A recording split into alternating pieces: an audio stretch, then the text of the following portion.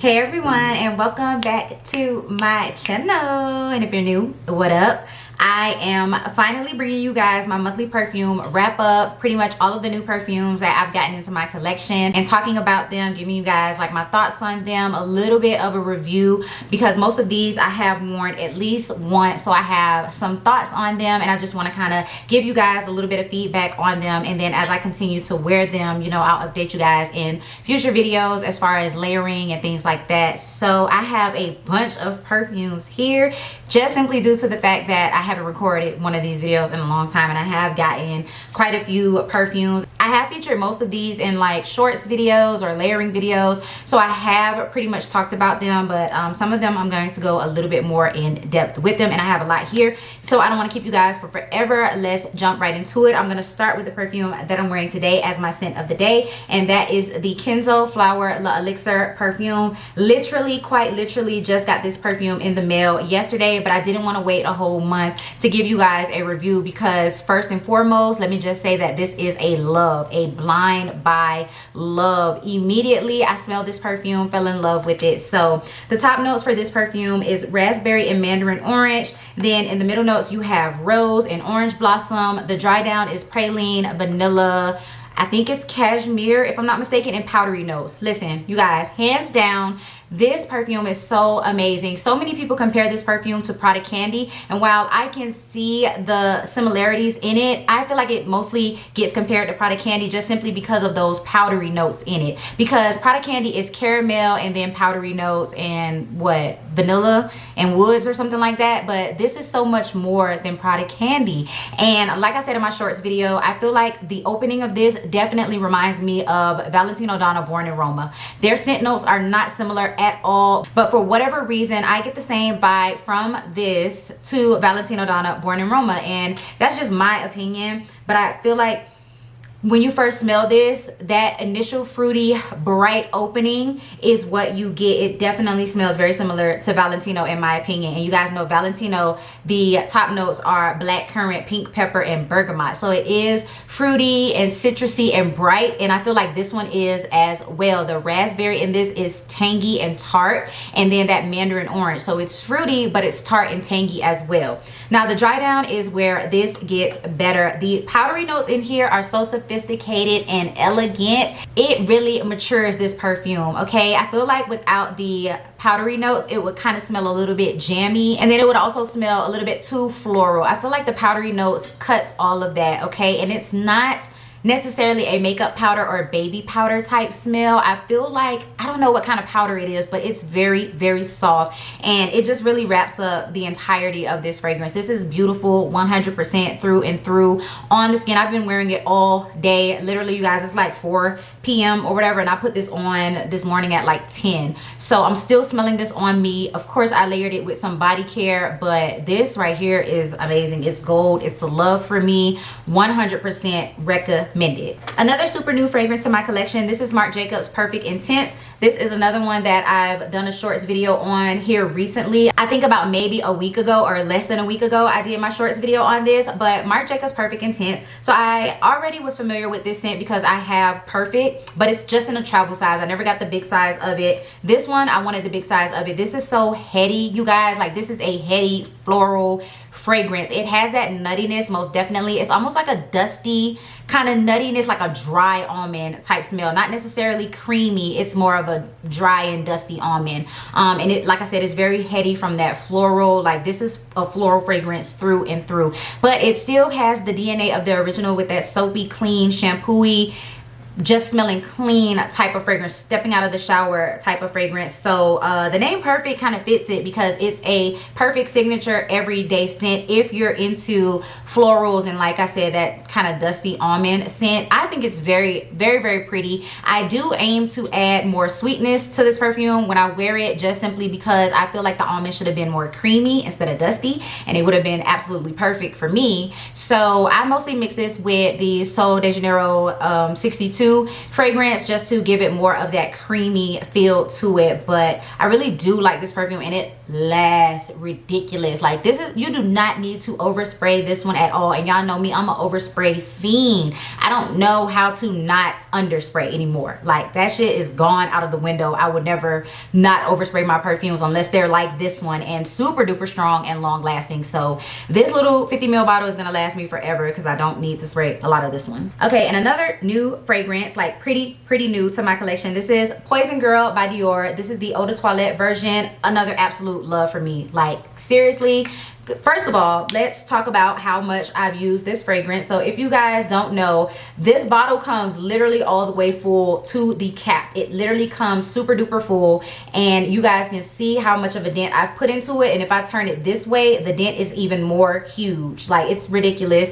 And I spray a lot of this because I feel like it's soft. It's strong because I do feel like you know, when I first spray it, it gets in my nose and it kind of makes my nose itch a little bit, but it's not strong as in it stays that way and creates this super big bubble around you that when you go around people, they can just absolutely smell it before you walk in a room. It's not that type of powerful fragrance, but I feel like when I spray a lot of it, it does get into my nose and it's strong in that essence. But I do spray a lot of this just because it is a little bit on the softer side as far as projection goes, and I like for my fragrances to project. But I don't have issues with the longevity of this fragrance like so many people have mentioned. But then again, if you guys don't know like how I layer my products and how I spray on my body, my underclothes, the clothes that I'm going to be wearing and all of that, like I spray so much, so that's probably why I don't have an issue with this lasting on me. But regardless, I absolutely love this fragrance. So this is fruity bright citruses at the top. I mean, you got like frosted orange, lemon,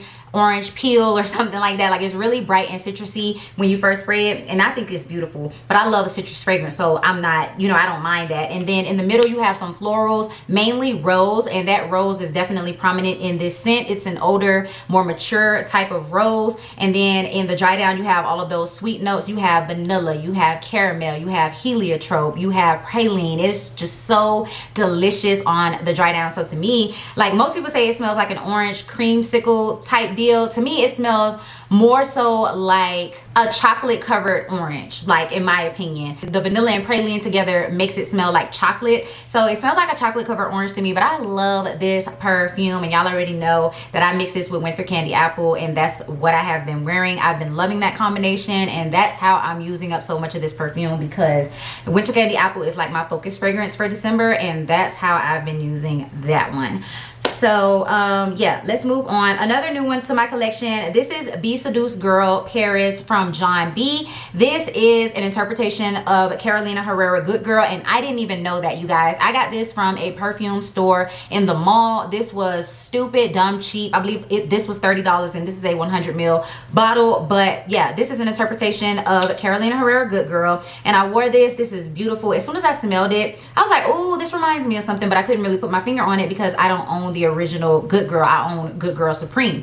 So I was like, ooh, this reminds me of something. But this is beautiful. You guys know Carolina Herrera Good Girl is a bunch of notes together, but it is a beautiful mashup of everything. In the beginning, this is a bright creamy citrus fragrance because it has almond, but it also has a coffee note, which I don't get the coffee too heavy. It's, to me, it's more of a creamy coffee. It's not like bold, like deep coffee. But yeah, you get like those citrus notes in the top, and then in the middle it's a whole bunch of florals. It even has some iris in there, so it's a bit powdery but not too much. There's rose, there's jasmine, there's tuberose. Like literally there is so much in this perfume. And then the dry down is again ridiculous. Like there's so much in the dry down. You have cinnamon, you have cedar, you have tonka, vanilla, patchouli. Like there is so much, but that is what makes this fragrance so bold, feminine, a little bit edgy, mysterious, deep. There are so many notes in here that they just all come together and they smell good, but they are a very deep, heavy, sexy, mysterious type of good. Okay, so for some people this will not be an everyday type of fragrance. This is more so special occasion, but y'all know for me and my taste, I would definitely wear this every single day during the day. I will reserve this more so for fall and winter, most definitely, but this is a beautiful fragrance and I absolutely love it. And I probably would consider actually getting the original Carolina Herrera Good Girl after having this. Okay, next, moving on, I want to talk about a perfume that so many of you guys have mentioned. So many of you guys love it. So many people in general love it. This was such a hyped up fragrance. I feel like all the way from last year to this year is stupid dumb hyped up because of TikTok, and that is Kayali Vanilla 28. Now, I hate the hype that surrounds this fragrance just due to the simple fact that so many people say that this is a super sickeningly sweet gourmand heavy vanilla, and that is not what this is. Now, I will give most people the benefit of the doubt. I will say that most people are referring more so to the brown sugar note in this that's making it gourmand to them, as well as the fact that, you know, when your juice is darker, this fragrance gets deeper and heavier, and it may smell more gourmand. My bottle is a brand new bottle, so the juice is relatively light. Most people who I have seen have this fragrance, their juice is so deep and opaque that you can't see through it. Mine is still relatively fresh. This is a fresh bottle, it's new, so you can still see through my liquid and see my hand behind the bottle. But other people who have this fragrance, their liquid is so dark, so maybe as it ages, the vanilla gets to be more like vanilla extract, and it's more of a gourmand, and then the brown sugar mixed in there. But fresh out of the bottle, like if you have a super fresh batch that just came in, this is a floral vanilla scent. Okay, so it has vanilla orchid in the top note, then it has brown sugar, it also has tonka bean, and then in the dry down this has musk, this has amber, and it also has patchouli. So again, to me, it's more of a perfumey type of vanilla fragrance, not necessarily gourmand. I would consider Carolina Herrera more gourmand than this one, but again, I'm gonna give people a benefit of the doubt because maybe my juice needs to darken. I have been enjoying this mixed in with a lot of my gourmand body care, but just wearing this on its own, I don't think that I would love it. And again, this one sits pretty close to the skin. It's not a super wide heavy projector. It doesn't create like this bubble around you, and I do overspray this one. You guys won't be able to see, but I have used a bit of it. This is such a fine mist that not a lot of it comes out. It's literally like a mist when you spray it, so you're not using a lot every time that you spray this. But I do overspray with this one just so that I can myself smell it, and I've been mixing it, like I said, with a lot of my cookie, caramel, heavier gourmand body care fragrances, just because I wanted this to be more of a gourmand vanilla. But this is a 100 ml bottle, so I'm gonna have it for a while, and hopefully as my juice turns darker, I'll love this one even more. Okay, so I have two Paris Hilton fragrances here that I want to talk to you guys about. So I'm gonna first mention Aris. I was after this one. So many people said that this one is a beautiful fragrance, kind of bubblegummy, fruity. Some people compared it to Love Spell, basically saying like, in that realm, if you're into those type of fragrances, you will absolutely love this. A lot of people had this like when they were in middle school and high school, and sure enough, when I got this bottle in, I smelled it and I was like, whoa, this takes me back to middle and high school. I think one of the girls who I was friends with had this fragrance in the body spray form, and it just reminds me of like when we used to be in the girls' locker room. It smelled like this. This smells so amazingly good, and everybody was right. It's a nice, fruity, bubbly, fizzy drink type of scent. It definitely has that effervescent scent to it. The fruity notes in the top is like peach and orange, I think passion fruit as well, and then in the top notes it has champagne. So that's where that bubbly sweet essence is coming from. And then the mid notes are florals. You know, you have some jasmine, you have some ylang ylang, I believe violet and honeysuckle. And then in the dry down it has tonka bean and woods. And honestly, you guys, I smell everything in this scent. So I get the fruitiness, I get the florals, it has a little bit of maturity to it. It doesn't just smell, to me it does smell bubblegummy, but I feel like it doesn't just smell like a kid's fragrance to me, in my opinion. But y'all know I like anything fruity and sweet, so I guess me saying that means nothing. But I feel like it does have some maturity to it, especially because of the violet and the white florals in the middle and the champagne, honestly. And then when it dries down, I definitely get something kind of soft, kind of to tone it down a little bit as it's drying down. So it smells amazing to me, and I'm super happy that I picked it up. I'm super happy that I asked you guys about it, because so many of you guys said that you wanted to revisit that scent just because of nostalgia purposes, and you know, it bringing back scent memories for you guys. So I hope that it can evoke that for you like it did for me. So another fragrance from Paris Hilton, this is Gold Rush. So love the bottle, love the bottle. Typically I am not a fan of these big gigantic ginormous bottles because they are hard to store and they look kind of out of place when you have them like on a perfume tray with a bunch of little bottles like this, you know, like they are towering over those little bottles. The Kenzo doesn't even fit in my closet. Like this is the most ridiculous perfume bottle I have in my collection as of right now, but you know, the scent inside is so beautiful, I don't care. But yes, love the Paris Hilton Gold Rush bottle. It is just sexy, womanly, feminine, all of that.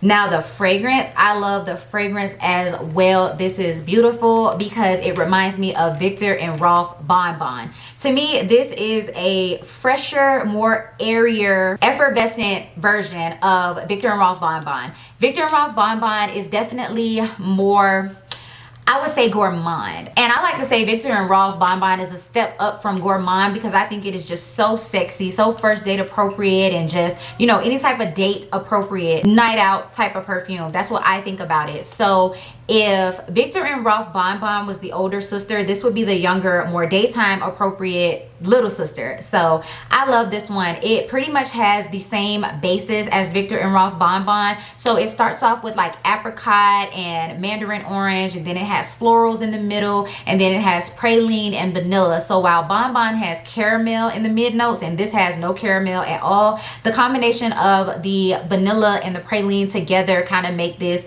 really creamy, super sickeningly sweet type of smell, but this is fresher and airier. And I think that's simply due to the middle notes being all florals. Like I said, Bon Bon has that caramel, this has no caramel at all. So yeah, I am really loving Paris Hilton Gold Rush. By the way, you guys, I made a mistake. It is not apricot, it's nectarine. You know, it's still a citrusy scent. So, but yeah, it's not apricot, it's nectarine, but still beautiful. Love Paris Hilton Gold Rush, amazing. Since I already showed you guys this perfume bottle, this is Jimmy Choo Fever, and absolutely love this. This to me is sex in a bottle. This, every time I wear this, I feel like I'm just supposed to be the most done up and dressed up I've ever been, looking just really vixen like, just really alluring, come hither. This is just deep and sexy and gorgeous, has some mysteriousness to it. It just envelops you in the most feminine, sexy, gorgeous, deep fragrance ever. I love Jimmy Choo Fever, and I can definitely say that this would be in my top 5 perfumes. I would have to have it. I always want this in my collection. Yes, I already know that from having it for the short time that I've had it. It is just, this is the GOAT, okay? Like, if I'm going out, I'm putting this on because it's gonna represent everything that I want to feel like when I'm going out at night and being dressed up. When you first spray this is bright, but it's also deep at the same time because of the mix of top notes that you have. So it's plum, it's lychee, and it's grapefruit. The grapefruit keeps that citrus fizziness to it, but the plum is so deep and sexy and pretty. And then in the middle notes, you have those sexy florals. You have heliotrope, you have jasmine, you have orange blossom, and then the dry down is just the most intense gourmand sexy wrap up that you want. Okay, you got benzoin, you got vanilla, you got coffee, sandalwood. This even has hazelnut. Like, oh my god, you guys, this smells so good. When you first spray this, it has that fruitiness, so it comes off playful, but the dry down, it's not here to play, okay? It's here to seduce, it's here to allure, and all of that good stuff. And so this definitely speaks my language as a perfume. Happy to have it, love it. Matter of fact, when I finish this, whenever that is, this is a 50 ml, 40 ml bottle, 1.3 fluid ounce. Whenever I finish this, 100% I'm getting the 100 ml bottle, period, point blank. Another newer perfume to my collection, this is Viva La Juicy Sucre perfume. I got this from eBay. I know that this has been long discontinued, so if you want to buy from a trusted seller on eBay, just know that this perfume is not going to be something super new, and it's not going to be something that was just made a couple of years ago, because I think when I looked up the batch code for mine, it said this perfume was like 4 or 5 years old already. So, you know, if you want to take that chance and you want to buy something from eBay knowing that the juice is older, then I would say go ahead 100%, because the scent is beautiful. And I don't mind, because some perfumes can age really well and some age terribly, but this one I feel like has aged just fine. This one smells like a Viva La Juicy flanker, as it should. It has the exact same DNA as Viva La Juicy, which I do have, but I only have it in a small size. But it has that exact same DNA, but then as you get to the mid and the dry down, it has whipped cream, cacao, and almond. So it is, you know, a little bit creamier, a little bit softer, a little bit sweeter. A lot of people say that this reminds them of Viva La Juicy Gold Couture, which I can definitely concur. It does remind me of that one, but this one is different. Like, seriously, this one is different because all of the Viva La Juicy perfumes have the same DNA, so yes, they're going to smell similar,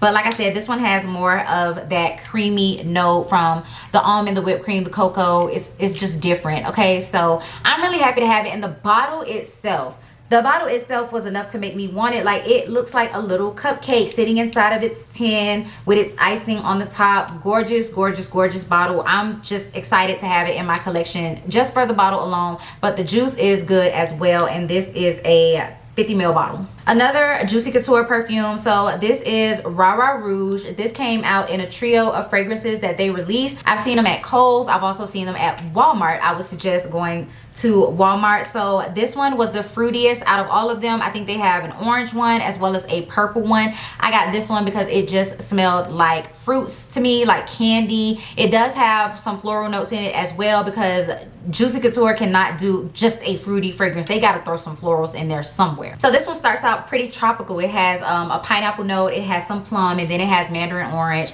It has iris, I believe, in the, no, it's not iris, it's peony in the mid notes, and then the dry down is sandalwood and vanilla. So this one is pretty. I really like the perfume. It's mostly fruity to me, but again, it has those florals in there kind of holding it together and making it perfumey, if you will. So I really like this one. It was super cheap at Walmart. I think I paid $35 for this, and this is a 75 ml bottle. So just happy to have it. And the bottle is really, really cute actually. Like, this top is gorgeous. Okay, on a very simplistic bottle, the top is beautiful. So I really do enjoy that perfume, and I'm happy to have it. And the very last perfume I want to talk to you guys about is an eau de toilette. This is Ultramaze Vanille, and I got this one from Anthropology, I believe, or some other website. I can't even remember. I basically just Googled this and I decided what website I wanted to buy it from. So this is your very, very simple perfume. It only has 2 fragrance notes, which is vanilla and cotton candy.